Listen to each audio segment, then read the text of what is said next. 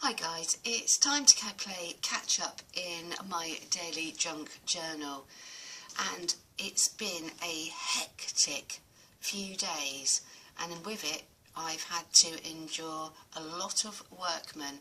They have been exceedingly polite, but you can imagine my home has been slightly turned upside down, and along with it my free time to journal, and with it I've been trying to do the more coffee staining, something that I've been able to do whilst workmen have been traipsing in and out of the house.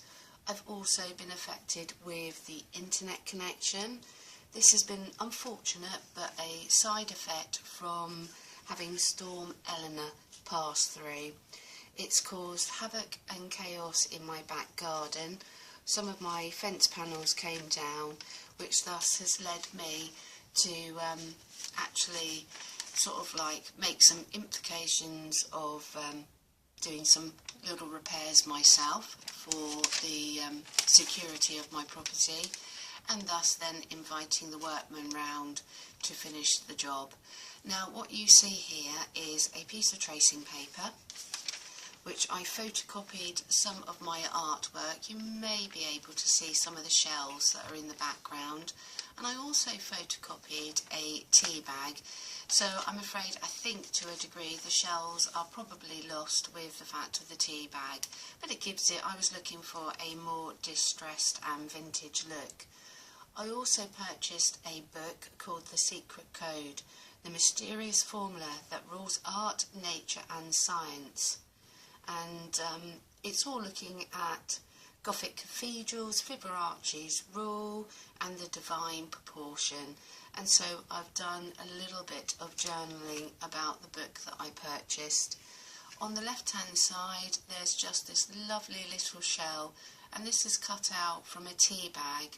I just drew the shell on and then cut little sections out. It was just me playing around when I had the opportunity. I've journalled on the back of this wonderful image from Shakespeare, and that just goes underneath this little tuck spot here. I've left the left hand page very much how I originally intended it to be, with this lovely postcard of Jane Austen stuck behind this vellum frame.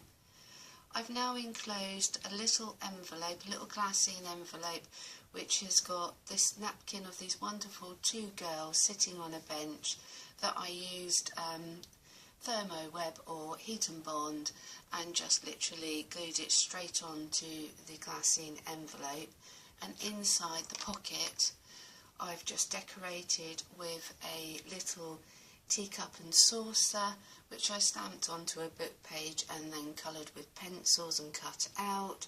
We've got this little envelope here, which inside has got a piece of my granddad's ephemera from his house, and these have been little nickel plated gliders to go across the curtain rail, and I've taken off the nickel curtain rails, and I've just got the ephemera there. And we've got a little note from my daughter. I've tea stained this little note. I keep a little selection of notes by the side of my telephone. It says, "Good morning, I think I did well shopping wise, but I'm sure you'll tell me tomorrow how well I did. I sent her out to do a little bit of food shopping. Hope you had a good night's sleep and that I didn't wake you. Love you loads, T." And so I just thought that was really poignant, and that could also go into my journal. I went off and had a wonderful cup of tea. I'm a tea girl by nature. My mum loves black coffee, and this is all about journaling about our day and our visit to this is a beautiful image that Angie sent down the line for me, and it's just got a tea room of a wonderful cottage and house. Another busy day journaling about going through my ephemera. It's the beginning of the year, and it feels as if it's time to have a bit of a declutter at the same time as sort of take stock of what I've got at home and yet again using some of the beautiful stash that I've been given. I've been using journaling cards, and I've just put this false page in by putting this washi tape down either side, and so this is an additional page in my journal. I went out for a wonderful walk, and I can't tell you if this is a barn owl or a fawny owl, but we believe that I saw a little fawny owl whilst out walking, and so I've got this lovely image here which has been coffee stained up, and just as I said, put on this washi tape, so I've backed them both together. An original image that was already in my journal with a lot of a grunged up coffee stained plastic doily. This was probably the most effective one that I have in my stash for colour and richness. Excuse me. I've done a little bit of layering on this one. This was time to go, with that fence panel being down, it was time for me to go out into the back garden. I had to actually physically move a muck heap. It was on a bitterly cold day, but it was a good job done, and it's been relocated in my back garden. So I've done things like I'm thinking about putting some onions into the back garden and get those out. This was a napkin of a beehive, and I was just looking through my ephemera, and I found this wonderful image of these lovely two ladies around a straw beehive, and I've just journaled, put some lines on and journaled down the back. My mum gifted on from a friend called Kathy. She'd done some stamping a wee while back, and she just gifted on this lovely "This Book Belongs To," and it's just a simple stamp of a sewing machine. But yet again, looking through my ephemera and also my supplies when it comes down to fabrics and laces and doilies.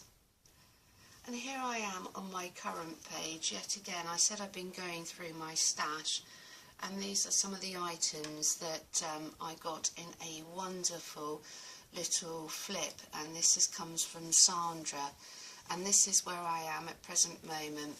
The week obviously has been very much the same sort of clearing the garden, making sure I've got biscuits and coffee for the workmen, and so I haven't had quite as much to journal about. Nothing as exciting as going out for visits or seeing new places. So it's a matter of doing a little bit on each one of these items as a journal for the day.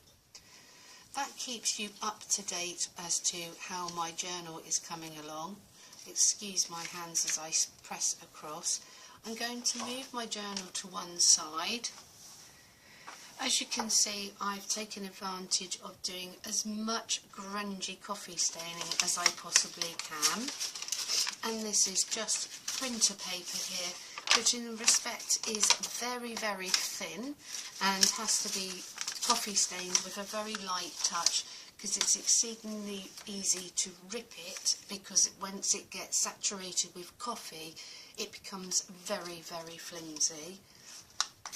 In this box, which doesn't look very appetising to begin with, because I've just put some, this is where I've done obviously some gesso at some point or other, I've been going through a little bit of an ephemera stash, and in here I've got some real estate, I've got all sorts of media, all pieces of ledger that I've been looking through, cutting in half, getting ready to put into some of the journals that I shared with you before. I just love the fact that this ephemera is dated 1929.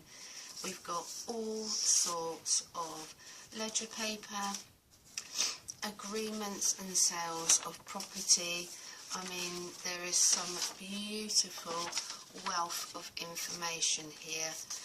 It's just been a joy to look through, fold up, and just look at the ink and all the dates, the signatures, the alterations. I mean, the fact that they took all the time to type on the largest of pieces of paper, the watermarks. It's all just been a wealth of enjoyment. So it's something that I could do, sit there and carefully iron all of these and fold all of them. There's more coffee staining, pink coffee staining stationery, book pages, and so this is like a little supplies here, all ready to pop into new journals, new and old.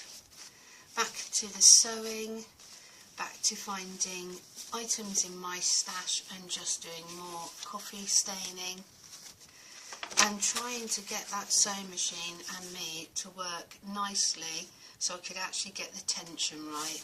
I mean, that has been a real bugbear, being able to get my little mini sewing machine to actually sew nice and neatly without puckering either end.